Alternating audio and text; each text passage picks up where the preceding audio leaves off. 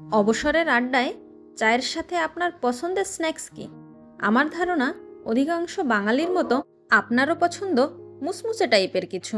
এই যেমন পেঁয়াজি। এটি বানানো খুবই সহজ, কিন্তু কিছু বিষয় খেয়াল না রাখলে এটি ক্রিস্পি হয় না, বা হলেও খুব দ্রুত নেতিয়ে যায়। আজকে আমি আপনাদের সাথে সেই ছোট ছোট বিষয়গুলোই শেয়ার করব। পেঁয়াজির জন্য প্রথমেই আমি পেঁয়াজগুলোকে কেটে নিব।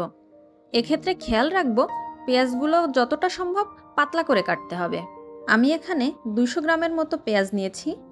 200 গ্রাম পেঁয়াজের জন্য সাথে নিব 2টা কাঁচা ঝাল কুচি এবং হাফ ইঞ্চির মতো আদা।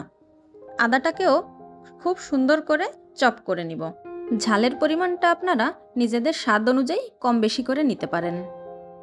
আর সাথে নিয়ে নেব ফ্রেশ ধনিয়া পাতা। এটাকেও আমি কুচি কুচি করে কেটে নিব।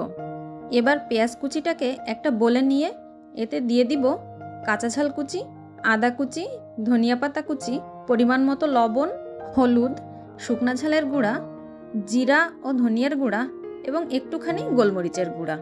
সব কিছুকে ভালোভাবে চটকে মেখে নিব, যাতে পেঁয়াজ থেকে পানি বের হয়ে যায়। পেঁয়াজ থেকে যতটা পানি বের হয়ে যাবে ভাজির পরে পেঁয়াজিটা ততই ক্রিস্পি হবে। এবার বাইন্ডিংয়ের জন্য দিয়ে দিব হাফ কাপ ময়দা এবং সামান্য একটু পানি। সব কিছুকে ভালো করে মিশিয়ে নিব। এবার একটা কড়াইয়ে তেল গরম করতে দিয়ে পেঁয়াজিগুলোকে হাতের সাহায্যে শেপ দিয়ে নিব। এক্ষেত্রে হাতে কিছুটা তেল মেখে নিলে এই মিশ্রণটা হাতের সাথে লেগে যাবে না। পেঁয়াজি শেপ দেওয়ার ক্ষেত্রে খেয়াল রাখতে হবে পেঁয়াজিটা যেন খুব বেশি পুরু না হয়, তাহলে এটা বাইরে থেকে ভাজি হলেও ভিতরটা কাঁচা থেকে যাবে। এবার তেলটা গরম হলে একে একে সব পেঁয়াজিগুলো দিয়ে দিব। এটাকে মিডিয়াম ফ্লেমে ধীরে ধীরে ভাজি করতে হবে। আঁচ বেশি থাকলে এটি দ্রুত কালার চলে আসবে, কিন্তু ভেতরটা কাঁচা থাকবে। ব্রাউন কালার চলে আসলে পেঁয়াজিগুলোকে একটা জালিতে একে একে তুলে নিব।